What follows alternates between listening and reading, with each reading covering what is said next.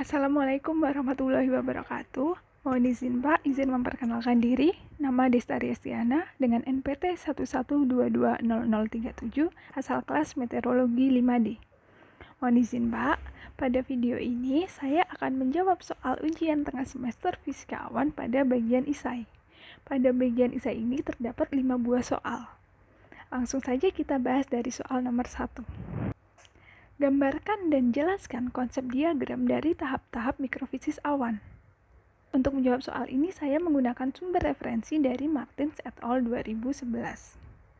Berdasarkan diagram ini, terlihat ada beberapa tahapan mikrofisis awan. Langsung saja kita mulai dari tahap pertama, yaitu diffusion atau difusi. Tahap awal pembentukan droplet, di mana partikel-partikel air tumbuh melalui proses difusi uap air ke permukaan droplet. Difusi adalah mekanisme utama pada ukuran droplet kecil dan pada suhu yang relatif hangat. Untuk tahap yang kedua ada coalescence. Setelah droplet tumbuh cukup besar melalui proses difusi, droplet ini akan mulai bertabrakan dan bergabung. Coalescence. Tahap ini penting untuk pertumbuhan droplet menjadi lebih besar dan terjadi terutama pada suhu yang lebih tinggi di wilayah awan yang bersih. Kemudian, tahap yang ketiga yaitu warm rainout. Pada tahap ini, jika ukuran droplet cukup besar, mereka dapat jatuh sebagai hujan hangat atau warm rainout. Ini biasanya terjadi pada awan dengan suhu di atas titik beku atau 0 derajat Celcius. Dan dalam kondisi awan bersih, di mana droplet memiliki ruang lebih bebas untuk bertumbuh. Kemudian tahapan yang 4 yaitu mixed phase. Pada suhu lebih dingin, di bawah 0 derajat Celcius, fase campuran antara air cair dan es mulai terbentuk. Droplet air super dingin atau super cold water droplets dapat eksis bersama dengan kristal es yang mempercepat pertumbuhan es melalui proses bergeron atau penguapan air dari droplet dan deposisi ke kristal es. Kemudian tahapan yang kelima atau yang terakhir dari tahap-tahap mikrofisis awan yaitu glaciation. Pada tahap ini, seluruh air dalam awan berubah menjadi es karena suhu semakin rendah. Tahap ini terjadi pada suhu sangat rendah dan mengakibatkan proses pembekuan menyeluruh atau glaciation dari awan. Diagram ini juga menunjukkan bahwa dalam kondisi polusi atau ditunjukkan oleh garis hitam tebal, proses pembentukan hujan atau proses pembekuan dapat tertunda atau terhambat, sehingga butuh waktu lebih lama lagi bagi droplet untuk mencapai ukuran yang cukup besar melalui koalesensi atau pembekuan. Nah, tahap-tahap ini juga dipengaruhi oleh konsentrasi aerosol polutan. Dari diagram sebelumnya kita melihat ada beberapa kurva, ada 3 kurva, dan juga ada garis putus-putus. Garis putus-putus ini membagi zona parameter berdasarkan legenda diagram. Misalnya, area 1 menunjukkan wilayah pertumbuhan tetesan awan melalui difusi, sedangkan area 2 menunjukkan zona koalesensi. Kemudian pada diagram sebelumnya kita juga melihat ada 3 kurva. Ada kurva bawah, kurva tengah, dan kurva atas.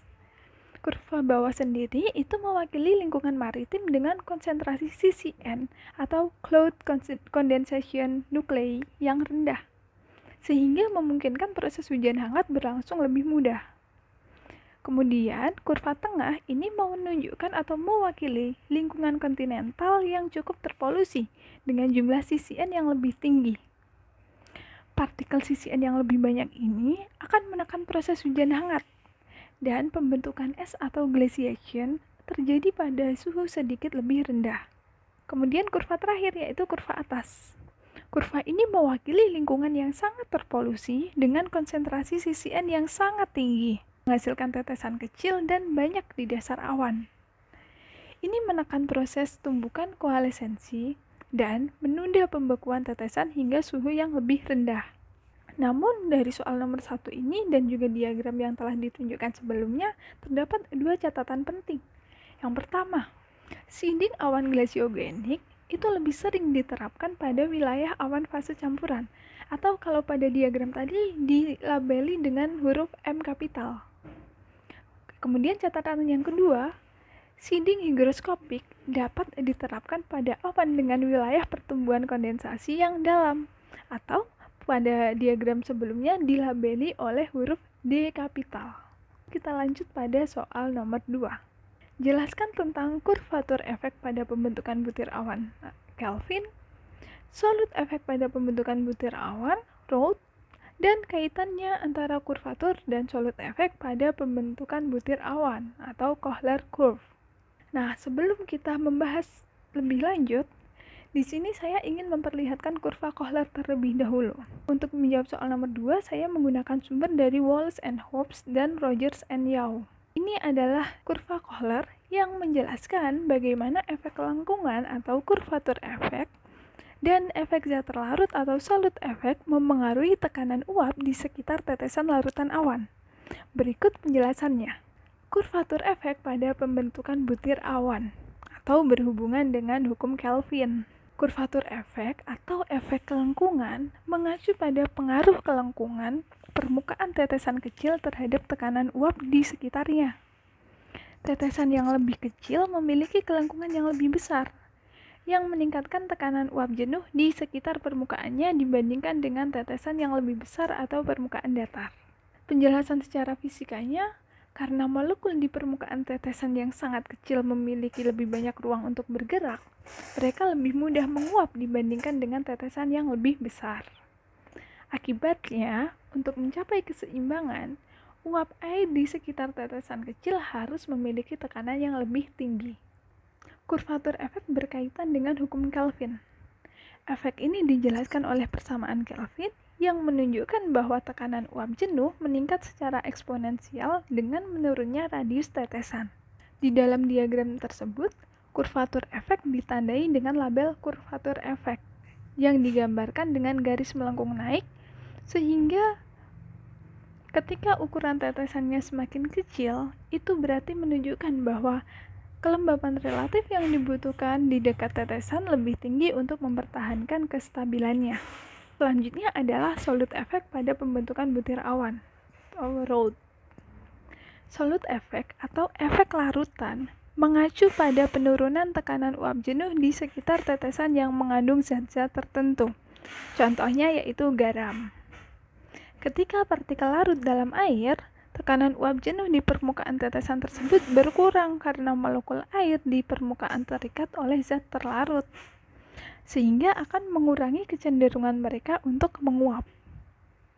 Penjelasan secara fisikanya, ketika sebuah tetesan mengandung zat terlarut, molekul-molekul zat terlarut menempati sebagian dari permukaan, yang berarti ada lebih sedikit molekul air yang bisa menguap. Oleh karena itu, tekanan uap yang diperlukan untuk mempertahankan tetesan ini dalam keadaan stabil lebih rendah. Solut efek berkaitan dengan hukum Raoult. Efek ini dijelaskan oleh hukum Raoult yang menyatakan bahwa penambahan zat terlarut akan menurunkan tekanan uap larutan dibandingkan dengan pelarut murni. Di dalam diagram sebelumnya, solut efek ditunjukkan dengan kurva yang menurun, yang diberi label solut efek, yang mana menunjukkan penurunan kelembapan relatif yang diperlukan di dekat tetesan yang mengandung zat terlarut. Selanjutnya adalah kaitannya kurvatur dan solut efek pada pembentukan butir awan, Kohler curve. Kohler curve atau kurva Kohler adalah hasil kombinasi dari kurvatur efek dan solut efek. Kurva ini menunjukkan bagaimana kelembapan relatif di sekitar tetesan berhubungan dengan ukurannya saat tetesan terbentuk di sekitar inti kondensasi yang mengandung zat terlarut. Kombinasi efeknya yaitu pada ukuran tetesan yang sangat kecil, solut efek mendominasi, sehingga kelembapan relatif yang diperlukan untuk kestabilan lebih rendah.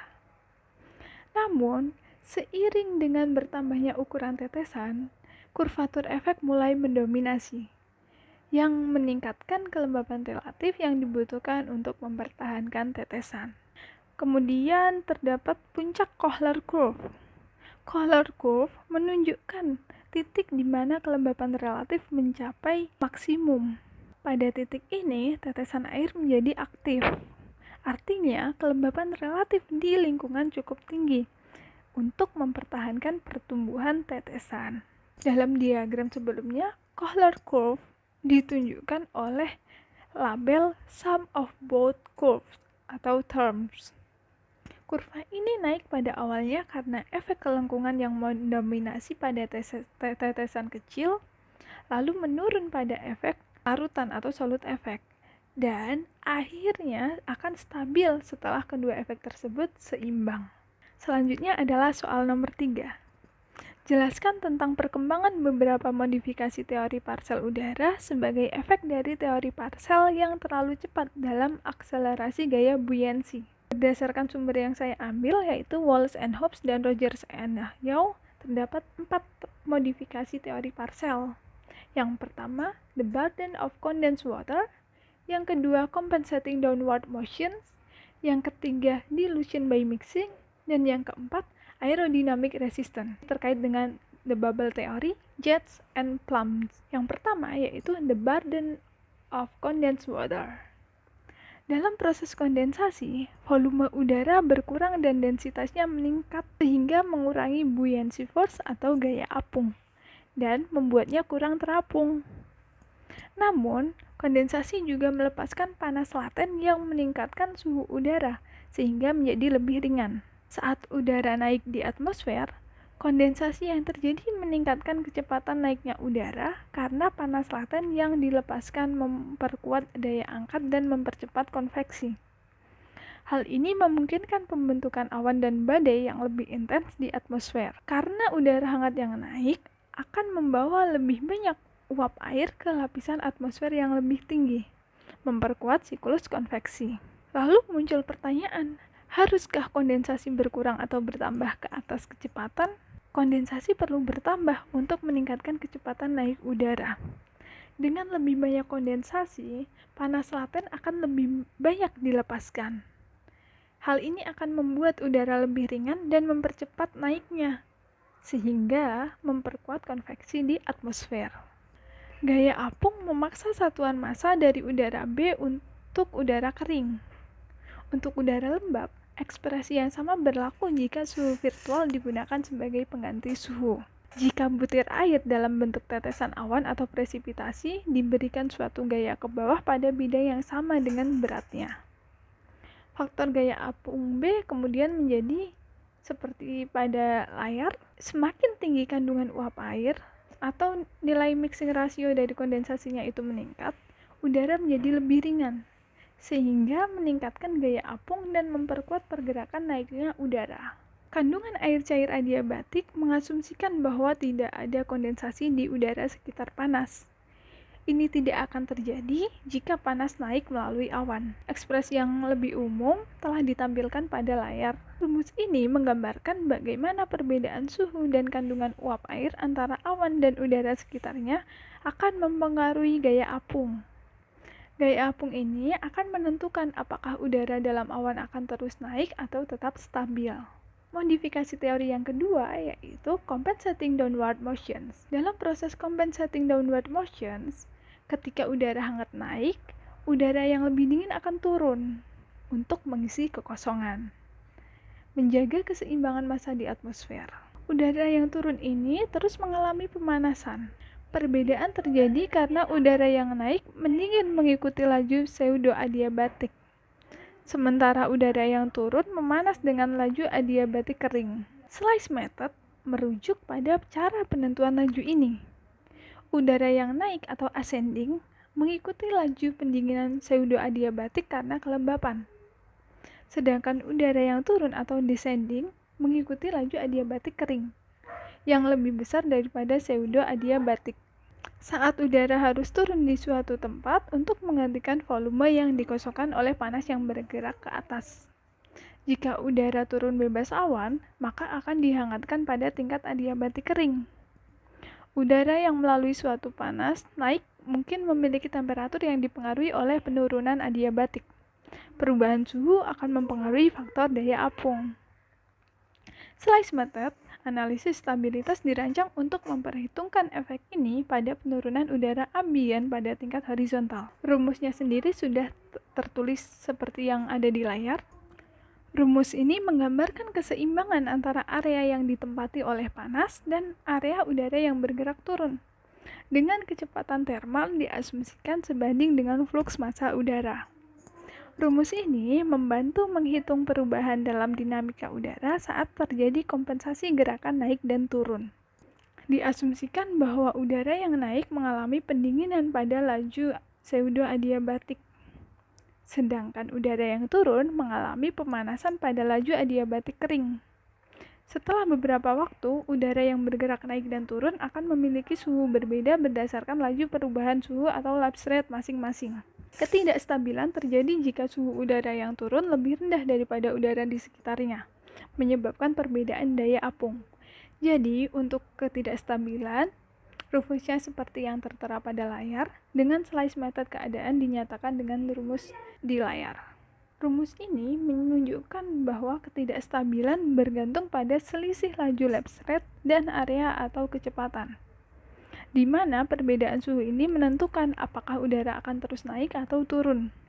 Modifikasi teori yang ketiga yaitu dilution by mixing. Dilution by mixing atau pengenceran dengan pencampuran adalah konsep yang menjelaskan bagaimana pencampuran udara sekitar dengan massa udara yang naik, seperti elemen awan, mempengaruhi sifat termodinamikanya. Dalam proses ini, udara di sekitar massa udara yang naik umumnya lebih dingin dan kering. Ketika pencampuran atau entrainment terjadi, yaitu transfer massa melalui batas antara udara yang naik dan udara sekitarnya. Udara sekitarnya masuk ke dalam elemen awan yang naik.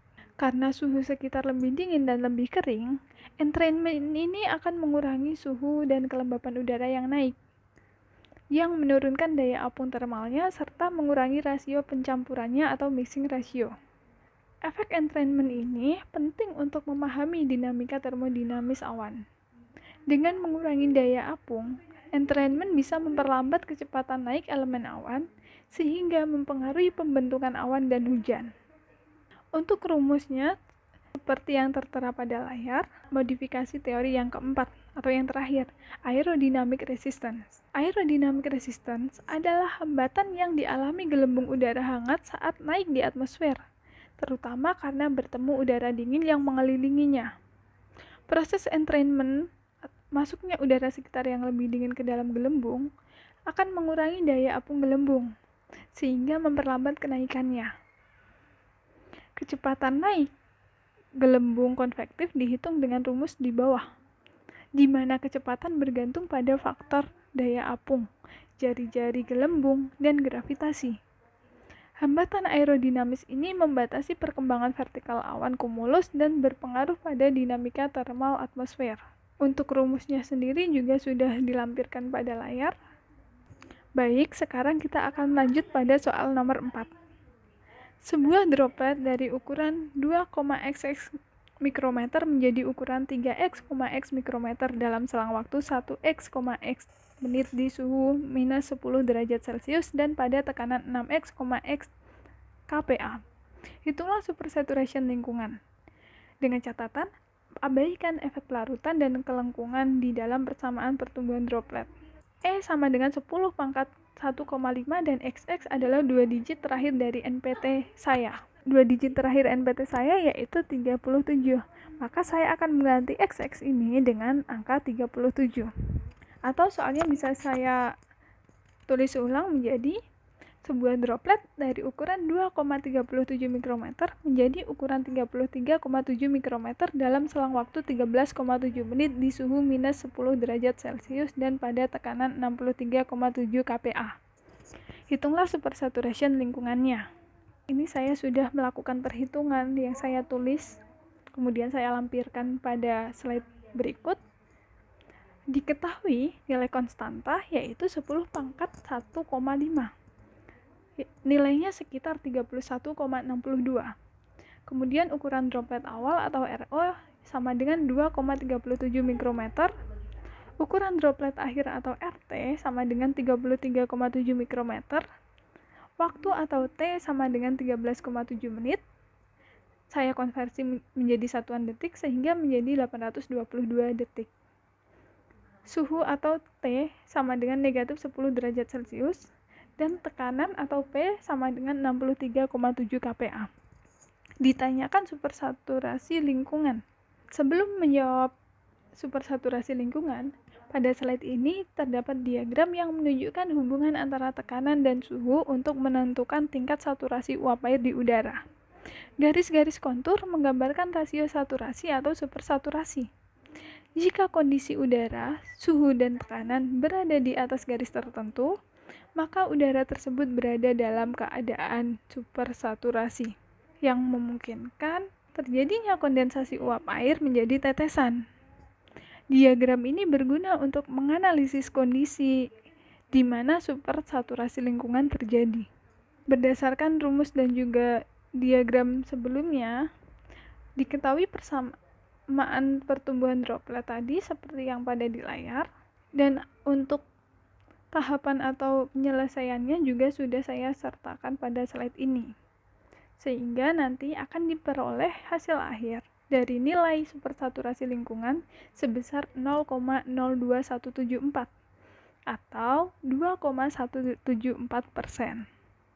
Jadi, nilai dari supersaturation lingkungan sebesar 0,02174 atau 2,174%. Selanjutnya kita akan masuk pada soal nomor 5.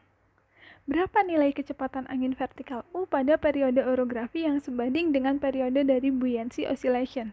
Jika lapisan dari udara tak jenuh melewati daerah orografi dengan ketinggian x, km terpisah dari arah aliran, lapse rate 4,xx derajat Celcius per kilometer dengan suhunya adalah 2x, x derajat Celcius. Diketahui bahwa XX adalah 2 digit terakhir NPT saya. Karena 2 digit NPT saya adalah 37, maka saya akan mengganti XX dengan 37. Sehingga soalnya akan menjadi seperti ini. Berapa nilai kecepatan angin vertikal U pada periode orografi yang sebanding dengan periode dari buoyancy oscillation? Jika lapisan dari udara tak jenuh melewati daerah orografi dengan ketinggian 3,7 km terpisah dari arah aliran. Lapse rate 4,37 derajat Celcius per kilometer dengan suhunya adalah 23,7 derajat Celcius. Untuk menjawab soal nomor 5 ini, saya juga telah melakukan perhitungan dan sudah saya lampirkan pada slide ini. Diketahui ketinggian atau tinggi puncak L adalah 3,7 km. Lalu saya konversi ke dalam satuan meter menjadi 3.700 meter. Lapse rate adiabatik kering sebesar 9,8 Kelvin per kilometer, lapse rate lingkungan sebesar 4,37 Kelvin per kilometer, suhu atau T yaitu 23,7 derajat Celcius. Saya konversi ke Kelvin yaitu menjadi 296,7 Kelvin. Dan gravitasi atau G sama dengan 9,8 meter per second kuadrat. Kemudian ditanya kecepatan angin vertikal U. Untuk menghitung angin vertikal U, kita perlu menggunakan konsep frekuensi Brun-Väisälä yang menggambarkan frekuensi osilasi buoyancy dalam lapisan udara tak jenuh. Untuk menjawab soal ini, dari sumber referensi yang saya gunakan yaitu Wallace and Hobbes, telah disertakan rumus atau cara penyelesaiannya, sehingga akan langsung saya aplikasikan untuk menghitung nilai dari kecepatan angin vertikal U. Dengan rumus seperti yang tertera pada slide ini, penyelesaiannya juga sudah saya lampirkan, maka akan didapatkan nilai N sebesar 0,01339 second pangkat min 1. Kemudian kita substitusi nilai N ini ke dalam rumus U, sehingga akan didapatkan nilai U atau kecepatan angin vertikal sebesar 7,890 meter per second pangkat min 1, atau 7,890 meter per second. Jadi, dari soal ini diperoleh kesimpulan bahwa nilai kecepatan angin vertikal U pada periode osilasi buoyancy yang sesuai dengan kondisi pada soal adalah 7,890 meter per second. Ini adalah daftar pustaka atau referensi yang saya gunakan dalam menjawab soal-soal ini. Itulah tadi jawaban tes fisika awan pada bagian esai. Terima kasih atas perhatiannya. Izin menyampaikan ucapan terima kasih secara khusus kepada Bapak Dr. Aris Kristianto, ST, MSI, selaku dosen pengampu fisika awan. Terima kasih atas ilmu dan bimbingannya, Bapak. Mohon izin apabila terdapat kritik, saran, atau koreksi, mohon dapat disampaikan melalui kolom komentar. Sekian yang dapat saya sampaikan. Mohon maaf apabila ada kesalahan atau kekurangan. Wassalamualaikum warahmatullahi wabarakatuh.